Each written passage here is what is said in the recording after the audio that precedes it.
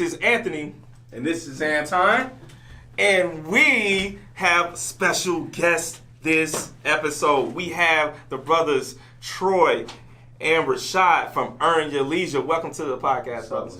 Thank you for having us. Thank you. Man, so you guys just came in from New York? Yes, sir. Yeah, so we had the event last night. I mean, we can talk about that. You had the event last night. Crazy. It was crazy. The energy, the people they came in at. I mean, it's serious people. When people come to the networking social for Earn Your Leisure, these are people that actually are trying to create a business. Buy some property. They really serious. They're not here to party. They're here to actually network for real. It was the Earn Your Leisure meetup, and I'm gonna tell y'all, man, people came to meet up and actually make form deals. For sure. I don't know about y'all, but I had like at least 3 people coming to me saying, "Yo, I have property that I would like you and your brother to go ahead and do the construction for. Like, we want you to do the renovation or the construction, depending on what type of deal it was." But this was not games. They were being serious. Yeah, I had somebody walk up to me like, "So Troy, you do real estate?" I'm like, "You want to talk real estate?" Matt's here. She was like, "All right, bye." I'm like, "Oh, hi, my name, I don't want to talk." She was like, "All right, peace." I'm Nah, like, they came. They were serious. They was serious, and I appreciate that. They was very. I made some contacts, some business contacts. So. People they wasn't playing any games. They came for information and they came to network. So that's the point of it. So we appreciate it. Yeah. So y'all take this show on the road. So for our listeners, a lot of people that listen to us, we look at the analytics. So it's heavy Chicago and then people down in the Bahamas. But for all our people in Houston, you guys just came from Houston not too long ago. But if you see Earn Your Leisure coming to your town, then you need to show up. If you're serious about networking with other individuals who have started small businesses that own property or whatever, please show up at an Earn Your Leisure networking event. Big facts. Thank you. I appreciate it. Big I facts. appreciate it. All right, well, at this point, let's go ahead and dive into it. This is Homecoming with the Downer Brothers. So what we always want to know is, where are you from? What's your hometown? Yeah, we from Westchester, New York, Greenburgh to be specific. Shout out to the town. Yeah, it's a special place. Westchester is. A lot of times people look at Westchester as like a very affluent community. It's a suburb outside of New York, right outside of New York City. But it's interesting dynamic. We was talking off camera where it's a very segregated place, and you have the majority of Westchester is very wealthy and it's white communities, but you have pockets of black communities. And where we come from is like a middle class, lower middle class suburb. So it's a very interesting place because growing up, even talking about real estate, it was like we both come from the Bronx originally, right. And our parents moved there into Greenburgh, and it's a black suburb. And you have everything from like projects, low class to middle class, a lot of black homeowners. So it's an interesting dynamic because there's not too many places in the country like that. And so growing up, we got to see both sides of it, from working class, like nurses and people like that. And it's an interesting, it's a very community type of feel. And for us, it's something that we still like live close by there, and we still do a lot of stuff in the community center. So it's a great feeling to be from where we're from. I think we're very proud of where we're from, and that's where we come from. That's one of the craziest things. Like I said, like we're originally born in the Bronx, but one of the best gifts that our parents ever gave us was moving to Westchester, because we got to see both sides. Like you said, it's very diverse, and being diverse, you get to see like your friends can have low income, and like you said, we come from a middle class family, so we got to experience everything, right? Like I always live by that quote: you don't have to be from the hood to understand it. Like, right. You know what I mean? You could see it and you could feel it, and we can relate to them, and we can talk in the language because we're around it. That's our friends. You know what I'm saying? So it's important. For sure. So I mean, within your own like family dynamic, were your parents homeowners? Did they own any kind of business? Like, what was your like financial literacy when you were growing up? Yeah, well, for me personally, my dad is a financial advisor, and even before that, like growing up, he was always real big on entrepreneurship. So my parents, they come out of the Nation of Islam. So like growing up, and for them in the 70s, that was something that was like heavy taught on them, is like do for self and stuff like that. So that was always taught in my household, is like do for self, never rely on anybody, be self-reliant. And those are still principles that I still carry on to today. So I'm very happy for that. And then of course, like knowing like where I come from and our history as a people in America. So those are things that was instilled in me from a business standpoint. And most of my friends didn't really have that growing up. Most of the time in our community, we just taught to get a job. And you know, just you know, that's kind of what we are trained. So entrepreneurship is not something that we really learn. So I kind of had an advantage, I think, growing up like that. And my dad being an entrepreneur. And yeah, as far as real estate, that's one of the blessings, as Troy said. You know, growing up, when I first started, growing up, we started at my grandmother's house in the Bronx. Like a lot of people, you know, similar situation. My grandmother owned a home, and we lived with her. But when my parents was fortunate enough to move and purchase their own apartment, we moved to Westchester and to Greenburgh specifically, and that was good too because we got to live in an apartment. Never lived in a house, but I lived in an apartment, and you know, so that, you know, was something big. It's crazy now because you look at it now and it's like, you know, we're, especially with our podcast, it's like when you grow, you realize that you think something is luxurious, but it's really not. It's like I see people now with mansions, but it's like we're coming from the Bronx, and like my cousins used to come and they thought we lived in Beverly Hills. You know what I'm saying? It is perspective. Yeah, perspective. For sure. So it's like to them, where we lived was like the best thing in the world. But now we look at it and we realize this is the middle class neighborhood. So, but once again, that was an advantage. So, you know, even just to see that is a benefit and a major plus for sure for me. Yeah, for me, I'm first generation American. Like my parents are from Jamaica. Okay. So it was like, you know, the stereotype: work hard, work tree jobs. Yo, we come from the same background, you know. Work tree jobs. We're Bahamian. We feel you. Yeah, so I mean, I was born into South Bronx Soundview section, and the backyard was like the field for the whole building, or like 6 buildings. So when we moved to Westchester, it was like, yo, we have a backyard and we have a house. Right. Yeah, it was like crazy. I remember just rolling in the grass, like, this is crazy. This is crazy. We moved. It was like the typical like moving on up story. Like everything was new, furniture was new. I was like, yo, damn, this is crazy. The whole time I never knew what my dad did. Like he worked for 40 years. He actually worked for Wells Fargo. I don't know what he did. The lessons he taught me was just show up. Like I knew every day this guy was going to work. And they kill me now, and my boys kill me now. They're like, yo, Troy, you don't miss a day. You don't miss a day. Like I teach. They're like, you don't miss a day. You got days off. You don't miss it. I'm like, yo, I never seen my dad miss a day. Like he worked when he didn't have to. He gets 6 weeks off. He's going to work. My mom, same thing. And so like they instilled that in me. Like I'm gonna work hard. So when we got the house, it was great. And then one of the crazy things is that we lost the house. How? I didn't learn this till maybe 10 years ago. As an adult, and my parents didn't know, right? They first, like they were immigrants to the country. They signed a deal. Their mortgage wasn't fixed rate. Just rate mortgage. Rate mortgage. Right. So imagine like you come into a country, like you got this American dream, you got this house, you got 3 kids, and you sign like whatever it takes to get it, and they signed an adjustable rate mortgage, and that killed us. I think we started out with like a very low percentage, and it got up to like maybe 8, 9, 10%. Like every year was going crazy. So we ended up moving back into a basement in the Bronx, on Dyer Avenue. And it was humbling because it's like we went from this story of me rolling in the grass and picking the leaves and can't wait till my parents come home, and you got an alarm system, to now we in the basement with like roaches and rats, and it's 3 young teenage boys and one in his early 20s sleeping on a couch. And it was humbling, but what it did is brought us together. You know what I mean? But we still had that mentality that we're gonna go work hard. Like my dad didn't shy away from it. He still showed up to work every day, and I was like, all right, that's what we got. Just like whatever it takes, we're gonna have to work hard. You know Absolutely. I feel like I kind of see a reflection of that in you all's content and like how consistent it is, and then even in the consistency of, or the conversations that you have with the guests that come on you all's show. I mean that hard work. I feel like hard work and consistency is what makes you better at whatever you do. So whether you are a teacher or you're a financial advisor or a firefighter or whatever it is that you do, if you're working hard and consistent at it, then you get better at what you do. That's a fact. That's a fact. That's the number one thing. Like when people ask us, like, yo, how did it grow so fast?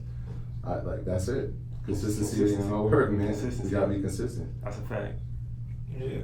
So go ahead. Yeah, I want to go ahead and do the definition of the day. You mean Anton's definition of the day? That's right, facts. And since you all mentioned it, I actually want to go with that definition of adjustable rate mortgage, because this is a very important factor, especially going back to 2007, 2008. It had a lot to do with why a lot of people lost their houses. So the definition for adjustable rate mortgage, there are two types of conventional loans, the fixed rate and the adjustable rate mortgage. In an adjustable rate mortgage, the interest rate can change over the course of the loan at 5, 7, or 10-year intervals. For homeowners who plan to stay in their home for more than a few years, this is a risky loan as rates can suddenly skyrocket depending on market conditions. You know, and as you just discussed with your parents, they didn't even know the type of loan they got into for their property, which I really feel like their loan officer, you know, took advantage of. Took advantage of y'all. And should be getting some nice, you know, white collar federal time somewhere. Yeah. So I mean, for everybody that's listening, if you're thinking about buying a home for the first time, and this usually happens to people who are first time home buyers, you have to educate yourself on what you're doing. You have to ask questions. You have to ask, why am I getting this particular mortgage? You need to know, why am I getting these rates? You need to ask questions on, you know, how long will it take for me to pay off, and will the monthly mortgage that I'm paying, is it going to be that way for the next 30 years, or is that going to change? Like, you have to understand what you're getting yourself into. So true, so true. I mean, they didn't even we recently in 2010 were able to get another home. It took my family like literally 20 years to come back from that. So we actually lived in the same complex. So shout out to everybody in G-Town. We actually. But that's how y'all met, because you lost the home? Well, we met in school. Yeah. He's a couple years older than me, but we lived in the same complex. It's funny, I used to see his brother running. Like, his brother used to play basketball, so I used to see him running, like, and I'm like, who is this guy running? Like, every day. Yeah, so it's crazy, like, fast forward like 20 years, and it's where we at now, but small world. The thing about adjustable rate mortgage is, like, when Anthony, he did a 203K renovation loan on a property that he held for about 3.5, almost 4 years.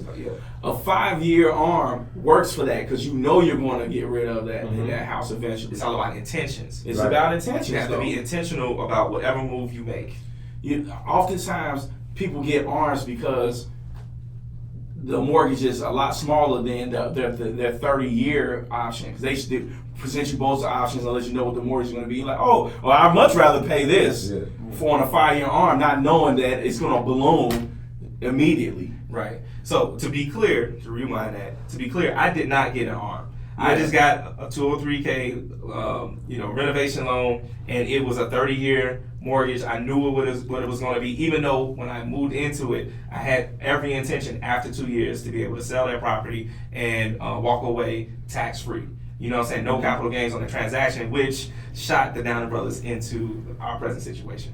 Because it's about getting to the bag. Got to get to the bag, everyone. That's a fact. Yeah. All right, so talk about securing the bag. I want to go to this pop culture thing. So you know what I did? I went to the Earn Your Leisure Instagram page. Good place to start. That's a good place to start. And I'm scrolling through and I saw this post about the marijuana industry scores a big win as House passes the Safe Banking Act. And so just to read a little bit here, when Colorado first legalized marijuana 5 years ago, dispensaries were put in a strange situation. They couldn't accept credit cards because marijuana is illegal on the federal level. So no bank allowed cards to be used. As a result, they can only accept cash. They couldn't put the cash in any bank because no bank would run the risk of accepting it since it's illegal federally. Yeah. So the dispensaries had a windfall of cash overnight and nowhere to put it. This led to warehouses full of cash and armed forces to protect it. So created an entire like industry to protect the money.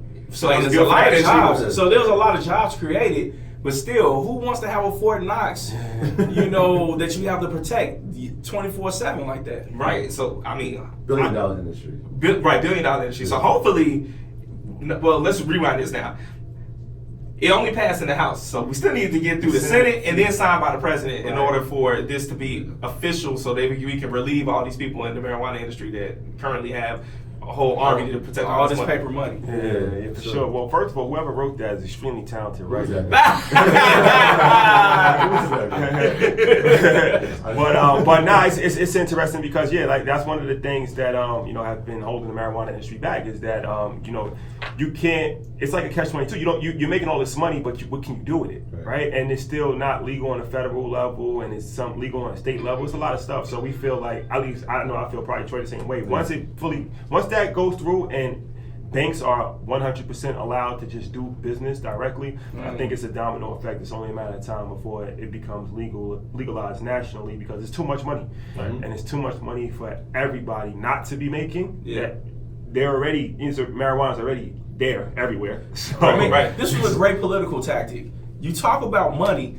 All politicians on both sides of the aisle want to talk about money, and then they realize, well, if this is really about money, we're going to pass this. And then now we can finally get to actually legalizing cannabis because we really care about this money.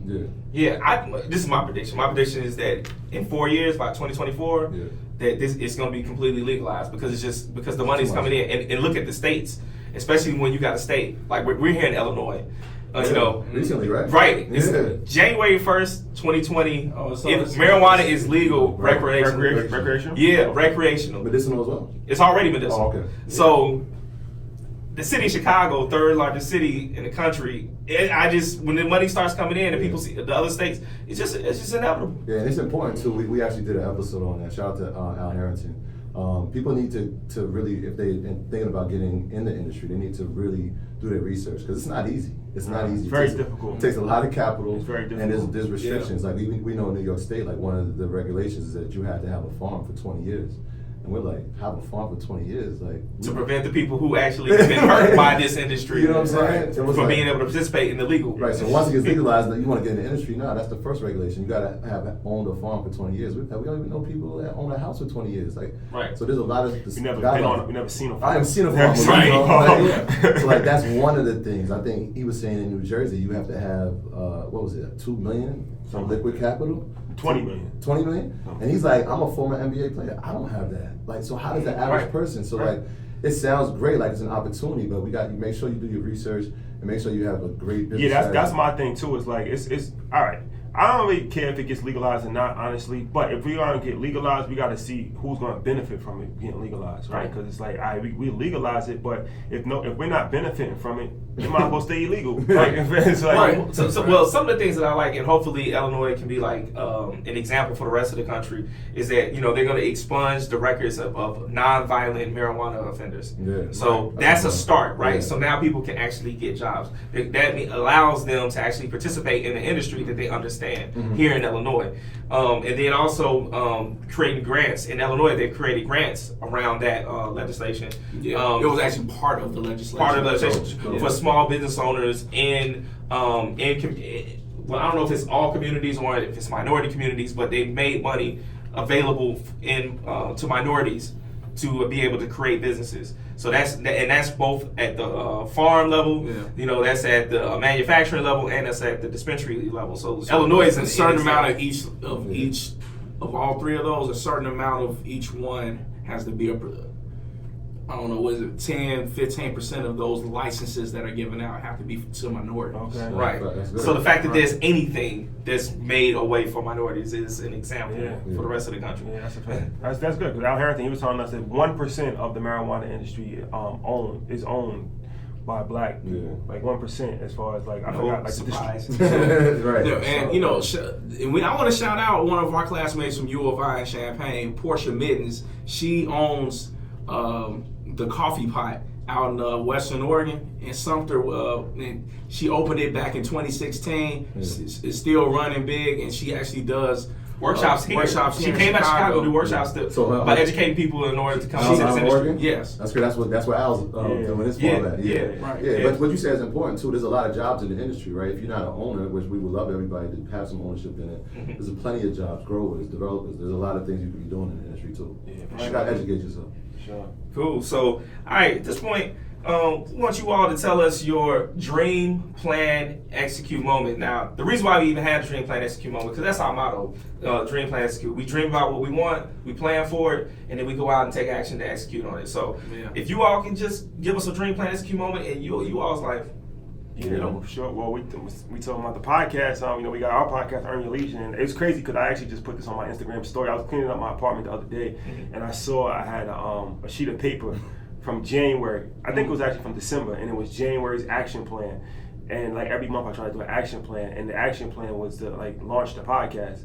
So I was writing like, we gotta come up with a name for the podcast. We gotta figure out which days we're gonna shoot. We gotta phone the format and all that. I wrote it down, and I just found that. And it's like 10 months later to be where we're at now. Like one of the biggest podcasts on Apple Business is crazy. So I look at that as like something that, right? Which your question is like you gotta visualize it, and to me personally, I think you gotta write it down too. Like when you write it down, it makes it real, and you can hold yourself accountable. And as opposed to just having something just flowing out there. So that, like, you know, when you ask that question, that's something that comes to the top of my mind for sure. Yeah, I mean, like you said, our vision board is clear. Like that paper, I remember writing down, like coming up with those ideas. It's funny you found it, but we got plenty of things that we plan on doing from the podcast. We're gonna be doing seminars. We're gonna be launching online portals. We got our nonprofit coming, which we're gonna be launching programs. A lot of times people see us and they see the clips and they're like, yo, you guys teach? And like, yeah, we teach financial literacy. And they're like, yo, we need that here. We need it so bad. Yes. And when they hear about the program, people are in awe of it. They're like, yo, how do I get it here? So one of the things we were like, all right, let's figure out how we can spread this. Rather than belonging to one place, let's belong to the entire country, the entire world, so we can share this. So like, that's one of the things we have for the future. I mean, it's crazy, man. Like you said, January, we sat down in my house. He was like, yo, you want to do it? And I'm like, yeah. And now we here, man. It's crazy. Yeah, and let's not like.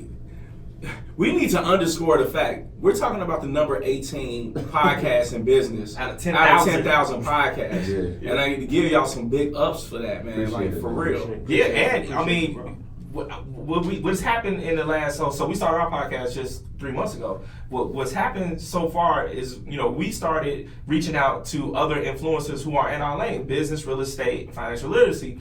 And I'm coming to find that everyone is being influenced by Earn Your Leisure, and we're all in the same lane doing this, coming to the conclusion, we're doing the same thing. We're trying to educate people, and we're all from different parts of the country. And the thing is, we started doing seminars. Now, we have a corporate sponsor. We got, shout out to Guarantee Rate, Guarantee Rate Mortgage. We like to speak to But, you know, because of that sponsorship, we were able to do the same thing that you all are doing. We're doing seminars that are free to the public. They come, show up, we do panel discussions to educate people about how to purchase property, how to do renovations, and actually as the basis of, if you want to become a small business owner, get the real estate first and then put your business in it. So, but we're doing the same thing, but I think all of us got to come together like the Avengers, you know what I'm saying? Because we all got our own niche and lane and like work together on I programs. saw y'all with our guy, Chris Senegal. Yeah. That's our guy. He was featured on that. Yeah, I episode, just told Jay Morrison the other day. Shout out to Jay. He we was DMing each other, and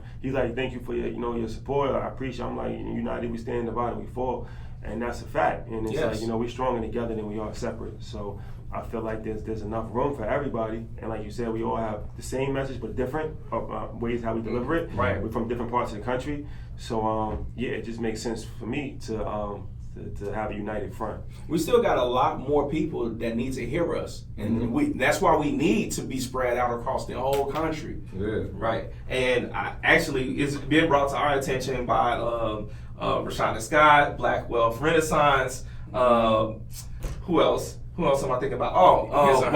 Wall Street Trapper. You know what I'm saying? Shout out to all of them. Shout out to all of them. We just came from New Orleans, and we were on their podcast. Okay. We met up with the Trapper. You know, all of us we got that synergy. It's like, okay, look, we're gonna use our resources to figure out when y'all come to our city, we do a seminar.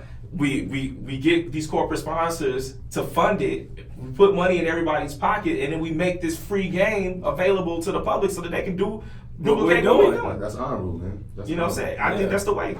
That's the way. Win-win. That's a win-win. And when we get off the mic, we'll tell y'all more. All right, so what we're gonna do now is we're gonna ask everyone. This is homecoming with the Downer Brothers. So I guess I'll start with you, Troy. What does homecoming mean to you? That term, homecoming. Homecoming, in Black culture, especially for us, it's a gathering where people come together to share in likeness, to share in culture. So like that's what it means to me, and what it means from an urban leader standpoint. Every time we do an interview with somebody, they become like family to us, right? Nobody wants to leave. They're like, yo, we like y'all guys. We want to hang out with y'all guys. So we do something where we call them alumni. So everybody knows when you're alumni, you graduated from it. So when we do our episode, we're like, yo, congratulations, you're alumni. Yo, all right, yo, that's it right there, man. So our plan is to like have all our alumni come back and have a real homecoming, like with all of them. Because now imagine when you got all this wealth of knowledge in one place. Like we don't see that. Right, so we're gonna have a homecoming event to really launch like an Earn Your Leisure University.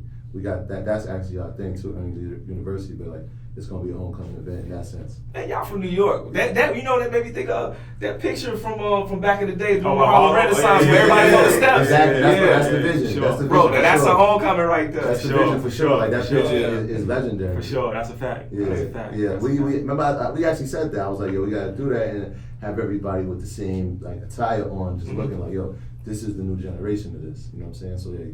We do suits now. Yeah. We will pull up. And that's the Renaissance. I mean, Black Wealth Renaissance. They talk about bringing back that pride, that intelligence, and spreading that and encouraging to spread the word. Exactly. Sure. Exactly. That's the one thing I loved about Nipsey. Rest in peace and whatnot.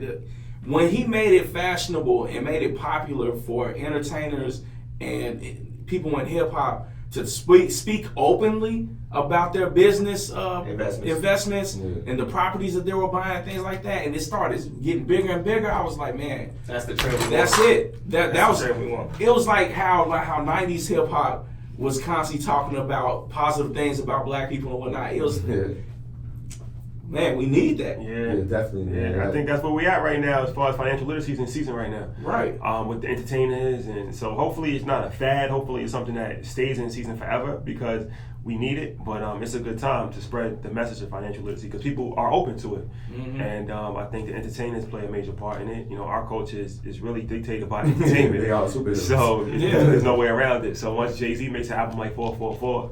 And like you said, and Nipsey, and then even like Rick Ross talking about his business and stuff like that. 21 Savage talking about investing. That Buy Back the Block with Rick Ross and Gucci and whatnot. I literally was playing that when I bought my first 3-unit building. I played that and that's when I first got on Instagram and whatnot.